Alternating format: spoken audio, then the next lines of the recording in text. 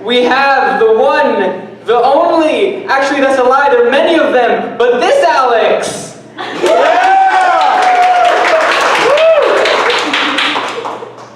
Thank you. Hey guys! Hi, Alex! How was your fall break? Everyone, no. Everyone say one word about your fall break. 1, 2, 3, go! Was that sad? Did you say sad? Fine. Oh. Wow, I was completely off. I had a. No, I'm gonna say more than one word about my fall break because I use a microphone, you don't. Yeah, I had a pretty good fall break, except for the fact that I was sick for like half of it, which sucked. Yeah, thank you. Thank you for the sympathy. You should be happy. You will be happy. Yeah, so I was sick for a large portion of it, and I was even sick before fall break started. I was sick for like a week beforehand, so it really wasn't fair. I was like, the gummy vitamins are not doing me any good. That's the point. But I was even sick for, me and my friends went to this stand-up show out in Philly that I was really excited for. Do any of you all know who Chris Gethard is? Woo! Woo! Okay, 2 people know. All right. That's not necessary for this bit, but I will tell you that he's a comedian who focuses a lot on his own mental health and anxiety and depression. So he has been very important to me and is an inspiration for me in a lot of ways. So I was very excited to go to this show. But I was dying. And I had liquids like coming out of my face and just, you know, it was just, I was a disgusting mess. But the whole time during the show, I was like, afterwards, I'm gonna go to the book signing. And I gotta, cause you know, he had a book that he was selling. And I was like, I gotta come up with the perfect thing to say. I gotta say something to him that he's gonna remember. And he's gonna be like, that girl is a good fan. So the whole show I'm thinking about this. And then I get to the merch table after the show and I'm signing books and I'm wearing my glasses, you can't see my eyes, I'm like breathing really heavy because I can't breathe out of my nose, I'm wearing a sweatshirt for a college that I don't go to, and I go up to him and I look at him and he looks at me and I go, have you ever seen The Twilight Zone? And he goes, no. And I say, and he's, you know, he's like signing the book and whatever, and I'm like, you said something in your set that reminded me of The Twilight Zone. And he's like, okay. And then I proceed to tell him the entire plot of this episode of Twilight Zone. I don't know why. So tell him this plot and how it reminded me of his set. And I thought this was going to be a cute, fun, like, oh, cool, that's like a cool connection you made. You were paying attention.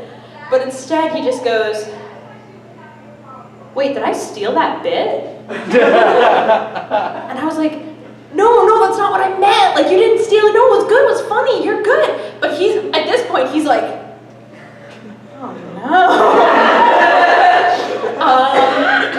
So he hands me back the book, and he just goes, good night. And I left! I'm afraid I gave him an anxiety attack. That was the opposite of what I wanted to do. But you know, it just goes to show you what they always say is true. Never meet your heroes. You will disappoint you. By talking about The Twilight Zone. But fall break after that was good. And breaks in general, I feel like I do weird things. A few breaks ago, I think it was a few summers ago, my little sister took me to get a manicure. Has anyone gotten a manicure before? Woo! You know what it's like? Okay, we have a lot of people who take really good care of their hands. Yeah. That's good, I appreciate that. It's good, it's necessary. So I had never had one before and I didn't know what it was like. I didn't know that for most of it, you're paying a stranger to poke your hands with a knife. And if I had known that, I wouldn't have paid I can poke my own hands with a knife. I could probably get someone to do it for free or very cheap on Craigslist. Like, other people would probably be happy to do that. So I was kind of annoyed at it. And I started bleeding on the guy giving me a manicure because he was poking me with a knife. And so I was bleeding, and he was getting so annoyed at my blood. And I was very apologetic. I was like, I'm so sorry. I don't want me to be bleeding on you either. I was like, I can't believe. Only did I find out later from other people who have received manicures, like this refined crowd, you are not supposed to bleed during a manicure. That is not what's supposed to happen. And I was apologizing to him! So it was actually not a pleasant experience at all. But I did have this discovery, which is manicurists are like dentists for your hands. But instead of, how dentists have those like cat posters that say like, hang in there with the cat on the ceiling, you know what I'm talking about? Instead of cat posters, they have HGTV, all constantly going on in the background. So I was like getting through the pain watching HGTV, and there was a show on about a couple who flips houses and is getting a divorce. And I was like, that's not fair. You can't do that on TV. You can't just take one thing that's inherently dramatic, flipping houses, and then add it just with something that's equally dramatic. Like, that, what's next for HGTV? The incest... Starting with the punchline!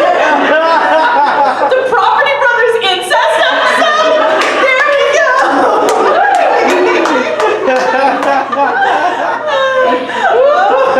Thank you. I just left it at the incest.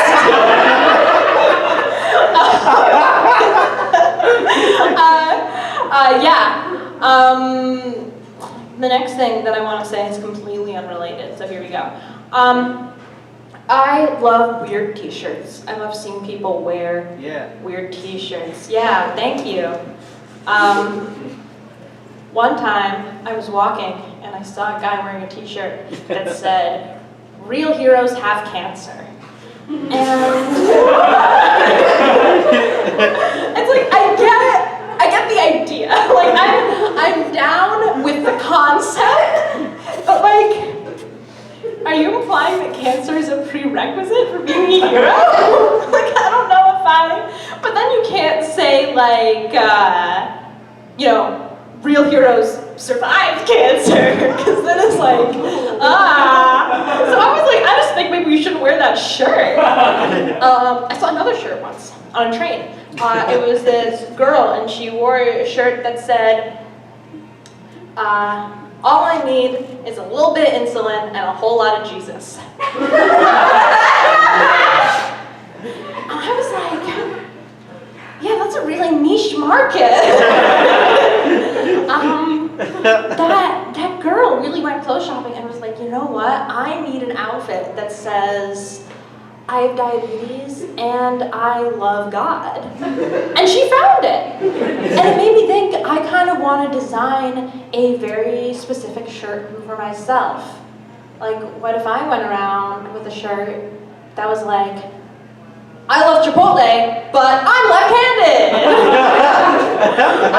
I kind of want to open my own niche